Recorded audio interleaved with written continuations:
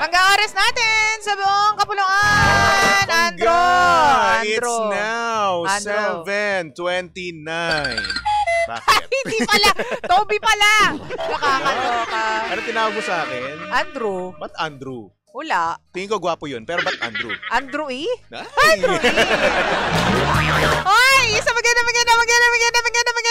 morning sa inyong lahat. Good morning, Luzon, Visayas at Mindanao, Metro and Mega Manila. At sa lahat po ng mga panggapo natin na nasa opisina na o talaga naman po nagmamadali dahil malilate na sila. Sige lang ate, kahit pa paano, makakahabol ka pa kasi isang minuto, 7:30. Ew, gross, late. Ang grabe ka naman kay ate, ano ka ba? Yan kasi, dapat kasi kayo, maaga kayong kumikilos. Ano ka ba maaga na siyang kumilos? Kita mo nga, naka-rubber shoes nga siya, pero ang ganda-ganda. Ano tawag dito? Glamorosa yung damit niya. Pero kasi kailangan niyang mag-travel, kailangan niyang sumakay sa mga pampublikong sasakyan.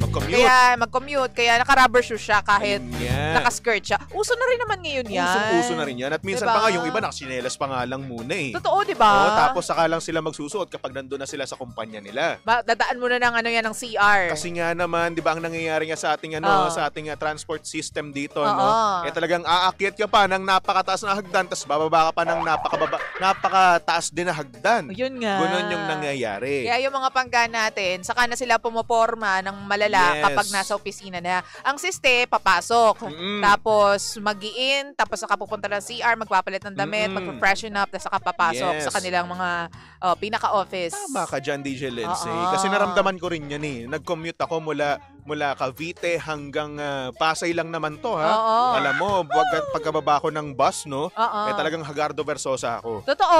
Hagardo, kaya naman ang ginagawa ko, nagpapabango ako. True! Tapos nagpupulbos ako. Totoo! Para ba naman pagkakita sa akin ng mga kaempleyado ko, fresh pa rin. Gwapo! Diba? Kala mo hindi nahirapan sa pagko-commute, diba? Diba? So, ganyan ang ganap ng mga lalaki. Ang mga ginagawa ni Romel, alam ko pagpapasok mo ng office, dadaan muna sa pinakamalapit na CR, maghihilamos, tapos yun, freshen up siya. Kasi naliligo na pabango yun bago bumaba ng sasakyan eh. Ikaw din ba ganun ka? Ganun din ako. Yung nakakasulasok na. Hindi naman sa nakakasulasok. Pero mapabango ka. Mapabango pa rin ako. Hindi ako umaalis nang hindi ko dala yung pabango ko. Si Romel, ganyang levels, nakakasulasok na. Sabi ko, ba't di mo dala ipaligo yung pabango?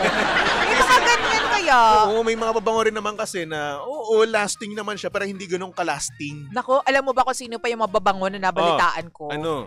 Si Stel ng SB19. Kasi si Stel nangongolekta siya ng mga pabango. Ay, ayun. Oo, ilang pabango na nga binili ko dahil sa kanya eh. Ay, we. Promise! Ano mga pabango? Hindi pwedeng, may branded. Ay, brand pala. Bawal. Branded, pero dahil sa kanya, matagal ko na pinag-iisipan niya, pero dahil kay Stel, ayun nga, binili ko na siya dahil naniniwala si Stel na mabango yung mga yon at kakaiba talaga. So, ako for the Biden ako. Stel, what if pengi po ng konti? Kahit ano lang, kahit talsik lang. Talsik lang ng pabango mo, What if naman, di ba? And speaking of Stel na rin naman, DJ Yes. Lindsay, Alam mo ba, meron akong nabalitaan, meron akong nakita. Ano nakita mo? May nakita ako na nag-post sa X. Oh my gosh, ano yan? Ito lang naman ay si Sandara. Sandara Park? Sandara Park na ngayon. Pambansang krung-krung. Pambansang krung-krung. Yes. Yung kumanta ng In or Out. Diba? So eto na nga, nag-post nga siya sa X account niya na kung saan ay fan na daw siya ng SB19. Sino ba naman ang hindi magiging fan? Siyempre naman, SB19 yun. Magaling yun sila. Nakakaloka. Oo, ang sabi dito ni Sandara sa ex niya, ang galing talaga ng SB19. Yes. Super galing kumanta and mag-perform. Very talented. Totoo naman. Napanood ko tuloy till the end. Hehehe, excited na rin ako. True, di ba? In fairness naman, kahit sino naman talaga, kahit nga ibang bansa, yung mga kapwa nila performers, nung pinerform nila yung Gento sa ibang bansa, ay talagang pati yung iba nakikisayaw, nakikikanta. Mga boy groups din sila na talagang naglo-look up din sila sa SB19 dahil nga sa Gento. And alam mo, dahil nga sa sobrang sikat nga ng Gento, isa sa mga sikat nilang kanta, pati mga TikToker ng ibang bansa ginagawa na rin yung Gento. Hindi lang Gento, Dongka. Yun pa isa. Diba? Oo. Basta nakiki-join na rin sila sa trend sa TikTok, no? Totoo naman. Lalo kapag Gento, or hindi naman kaya kanta ng mga SB19. Totoo naman, in fairness naman sa SB19. Talagang kahit sino naman. At saka syempre, susuportahan natin ang ating sariling atin. Yes, diba? syempre naman. At eto pa, no? Ngayon, since nag-boom nga to, no? Yung tweet niya or ex na post ni ni Sandara, no? Nagkaroon ngayon ng parang sabi-sabi ng mga fanay na mag-collab daw sila. Hindi hindi malabo dahil 'di ba katatapos lang ng collaboration nila with Sarah Geronimo, 'di ba? And what if nga naman talaga ito na yung teaser, 'di ba?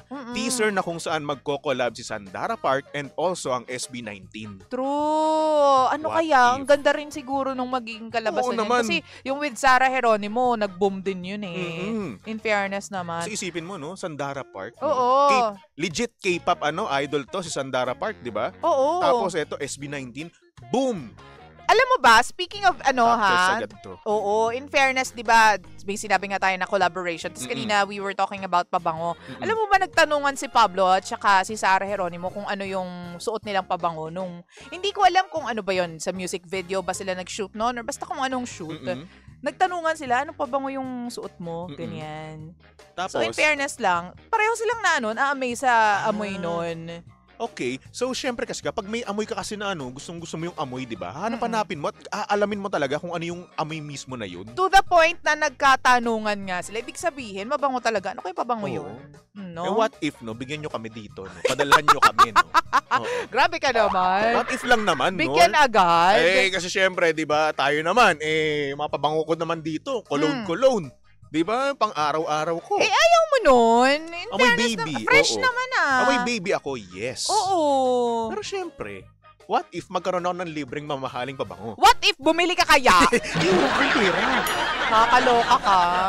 Tapos, nakita nga to ni Stel, pinadalhan tayo dito, Masyado ka naman nangangailangan dyan. Hello po! Diba? What if lang naman, Siyempre sila, mababait silang tao. In fairness, alam mo ba si Stel, may mga nakaspot sa kanya, sobrang healthy living at saka active yung lifestyle niya, na nag-jogging dyan sa BGC. Ay, sabi nga nung isang TikTok na nag-post sa TikTok, sabi, parang gusto ko lang parang akala ko normal day lang ito, tapos nakita niya si Stel, nag-jogging there. Diba?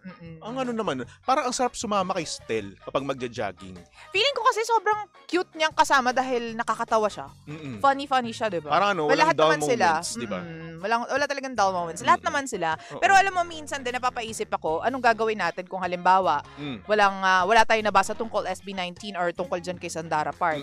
Malamang yung iba mga pangga natin, nag-chill na lang mo, nagpapahinga. Tama ka dyan, DJ Lindsay. So ano pa magandang gawin kapag nagpapahinga ka tapos wala talaga, gusto mo lang iklaro yung mind mo about, you know, things. Alam mo kasi ako, kapag nag-chill lang ako, naglalaro-laro lang ako. Oo, naglalaro ako kasi nga naman sino ang may ayaw ng fun and exciting na laro, lalong-lalo na kung boring ang oras mo, di ba? Kung mahilig ka sa tong-its at iba pa, tara na sa Game Zone! Ayan, fun, believable sa Game Zone dahil you play a real game of tong-its with real players for free. May chance ka pang makasplit ng over 34 million pesos at may chance ka pa to claim up to 14,640 pesos daily. Siyempre, ang makukuhang cash credits ay pwede rin gamitin sa panglaro sa kahit na anong game at kaya rin itong i-cash out. Diba? May dalawang event araw-araw kaya kung G ka na, visit gzone.ph and social media accounts on Facebook, Instagram, and TikTok at Tara Game Zone. Sinastong it's Tara Game Zone at syempre mga pangga, lagi nyo pong tatandaan na ang gaming ay dapat fun lang. Visit pagcor.ph/regulatory or email keepitfun@pagcor.ph. Promo runs from January 1 to December 31, 2025. EGLD, reference number MKTG-2024-2564. Gaming for 21 years old and above only. Gambling can be addictive. Know when to stop. Lindsay. Lindsay. Good morning, Panga. Good morning.